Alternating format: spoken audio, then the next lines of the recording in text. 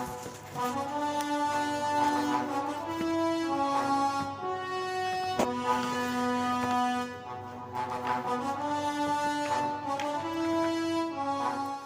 శ్రీ విఘ్నేశ్వరాయ నమః.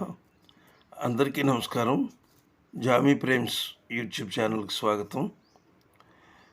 అలనాటి ఆణిముత్యాల కార్యక్రమంలో ఈరోజు మనకు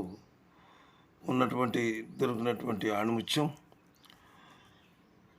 ప్రతిష్టాత్మక నిర్మాణ సంస్థ అయినటువంటి అన్నపూర్ణ పిక్చర్స్ వారు సమర్పించిన అద్భుతమైన కుటుంబ కథా చిత్రం చదువుకున్న అమ్మాయిలు.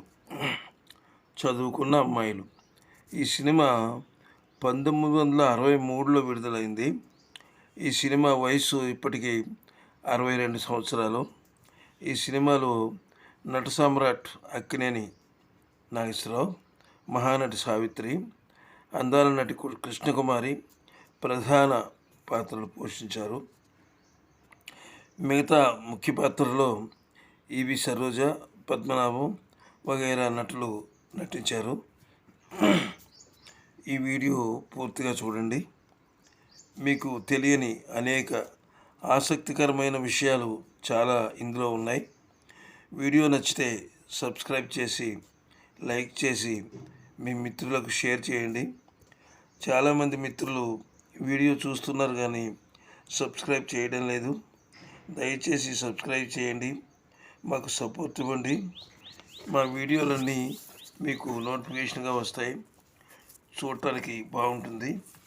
అది మా యొక్క మనవి. అదేవిధంగా ఈ సినిమా చదువుకున్న అమ్మాయిలు 1963లో విడుదలైంది. ఇందులో అగ్రస్థాయి హీరోయిన్లు నటించారు. ఆ ఇద్దరి హీరోయిన్ల పాత్రల పేర్లు కాకుండా వారి పేర్లతోనే మనం ముందుకెళ్దాం. ఒకరు మహానటి సావిత్రి, రెండవ వారు అందాల నటి కృష్ణకుమారి. వీరిద్దరూ హీరోని అంటే నాగేశ్వరరావు గారిని ప్రేమిస్తారు. ఆయన ఒక హీరోయిన్ని మాత్రమే పెళ్లి చేసుకుంటారు. ఈ కథకు సంబంధించిన అంశం ఆ రోజుల్లో గొప్ప సంచలనంగా మారింది. 1963 దశకంలో ఆడపిల్లల్ని తల్లిదండ్రులు చాలా కట్టుదిట్టంగా పెంచేవారు. ఆడపిల్లలు ఊరు దాటి కాలేజీలకు వెళ్ళడం, కాలేజీల్లో చదువుకోవడం అంటే సాంప్రదాయ విరుద్ధంగా అప్పుడు పెద్దలు భావించేవారు. ఆడపిల్లలకు చదువులు ఎందుకు, ఉద్యోగాలు చేస్తారా, ఊళ్ళో వెళ్తారా అని ఆ పిల్లల్ని కట్టడి చేసి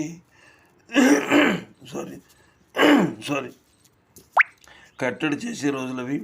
అంతకుముందు వచ్చిన కొన్ని సినిమాల్లో వాళ్ళు పట్నం వెళ్ళి కాలేజీలు చదవడం, స్వతంత్రంగా జీవించాలనుకోవడం వంటి కథాంశాలతో కొన్ని సినిమాలు వచ్చినప్పటికీ ఈ సినిమాలు మాత్రం చక్కటి ప్రేమ కథను కలిపి ఈ సినిమా స్క్రిప్ట్ తయారు చేశారు. ఆ రోజుల్లో చదువుకున్న అమ్మాయిల చిత్రం ఒక మణిదీపంగా భాసిల్లింది. చదువుకున్న అమ్మాయిల సినిమా ఘన విజయం సాధించింది. దాంతోపాటు చక్కటి కుటుంబ కథా చిత్రంగా ప్రేక్షకులకు మంచి అనుభూతినిచ్చింది. ఈ చిత్రంలో ఒక సన్నివేశంలో పద్మనాభం మెడికల్ రిప్రజెంటేటివ్గా పనిచేస్తూ ఉంటాడు. ఆ సమయంలో ఈవి సరోజను అతను ఈవ్టీజింగ్ చేస్తున్న సమయంలో కోపంతో ఈవి సరోజ చెప్పులు విసురుతుంది. వాటిని అతను తన బ్యాగులో పెట్టుకొని తిరుగుతూ ఒకసారి ఆమె కలిసినప్పుడు ఆ చెప్పులు ఆమెకు తిరిగి ఇచ్చేస్తాడు.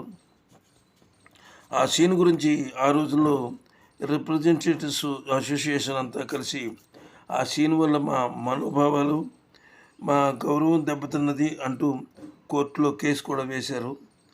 ఆ కేసు నిలబడలేదనుకోండి. మరో విషయం ఏమిటంటే ఈ సినిమా అంటే ఇందులో 2 పాటలు ఆశాలత కులకర్ణి అనే అమ్మాయితో పాడించారు. అయితే మళ్ళీ తర్వాత ఆమె కనిపించలేదు. తర్వాత ముఖ్యంగా చెప్పుకోవలసినటువంటి గొప్ప విషయం ఏమిటంటే సరిగ్గా అదే సమయంలో ఎన్టీఆర్ నటించినటువంటి మహోన్నత పౌరాణిక చిత్రం లవకుశ అప్పుడే విడుదలైంది. కలెక్షన్ల సునామీతో ఆ సినిమా ముందుకు దూసుకుపోయింది. ఆ సినిమా కోసం అంటే లవకుశ సినిమా కోసం ఆ రోజుల్లో రవాణా సౌకర్యాలు అంతగా లేవు. పల్లెటూరుల నుంచి అంటే ఎడ్ల బళ్ళు కట్టుకుని వచ్చి అక్కడే ఉండి వంటలు చేసుకుని భోజనాలు చేసి మరీ ఆ సినిమాని చూసేవారు. అంత గొప్ప సినిమా అది. అలాంటి సినిమాను కూడా ఆ విషయం ఆ రోజుల్లో అందరికీ తెలిసిందే. అలాంటి గొప్ప సినిమా కలెక్షన్లను తట్టుకుని శతదినోత్సవం జరుపుకున్న సినిమా ఈ చదువుకున్న అమ్మాయిలు. ఈ సినిమా ఆ రోజుల్లో ఈ సినిమా గురించి చెప్పుకోవాలి అంటే ఇందులో ఈవి సరోజ అప్పుడే ఆమె అంటే చాలా సినిమాలు కొద్ది సినిమాలు చేసింది, కానీ అప్పుడే ఆమె కొత్తగా వచ్చింది. తెలుగు రాకుండా ఉన్న ఆమె తెలుగు నేర్చుకుంది. ఇక లవకుశ సినిమా గురించి చెప్పాలంటే శ్రీరామచంద్రుడు ఎలా ఉంటాడో ఎవరికీ తెలియదు, సీతమ్మ వారు ఎలా ఉంటుందో ఎవరికీ తెలియదు. నిజంగా సీతారాములే ఆ స్క్రీన్ మీద ఉన్నట్టు, మన మధ్యన ఉన్నట్టు ఆ సినిమా అంత గొప్పగా రాణించింది. అయితే ఇంకొక విషయం ఏమిటంటే ఇందులో ఎప్పుడైనా ఎక్కడికైనా ఏ షూటింగ్కైనా అంజలీదేవి గారు అవుట్డోర్కి వెళితే అక్కడ రైతులందరూ కూడా సీతమ్మ వారు వచ్చిందని చెప్పి అక్కడ ఉన్నటువంటి అంటే పనలు అంటే వడ్లు ఉంటాయి కదా, చూసారా, ఆ చెట్లు తీసుకొచ్చి ఆమె పాదాల దగ్గర పెట్టి ఆమెకు నమస్కారం చేసుకునేవారట. అంత గొప్ప సినిమా అది. ఆ సినిమా గురించి చెప్పడం ఒక ముఖ్యమైన విషయం. ఎందుకంటే అలాంటి సినిమాను కూడా తట్టుకుని నిలబడింది ఈ చదువుకున్న అమ్మాయిలు. ఈ వీడియో మీకు నచ్చినట్లయితే లైక్ ఇచ్చి సబ్స్క్రైబ్ చేసి మాకు సపోర్ట్ ఇవ్వండి. ఇలాంటి వీడియోలు మీకు చాలా చేసి ఇవ్వగలను. ఇందులో అనేక మంచి విషయాలు ఉన్నాయి. ఈ వీడియో చివరి వరకు చూసినందుకు చాలా సంతోషం. సెలవు. నమస్తే. అందరికీ సెలవు. నమస్కారం.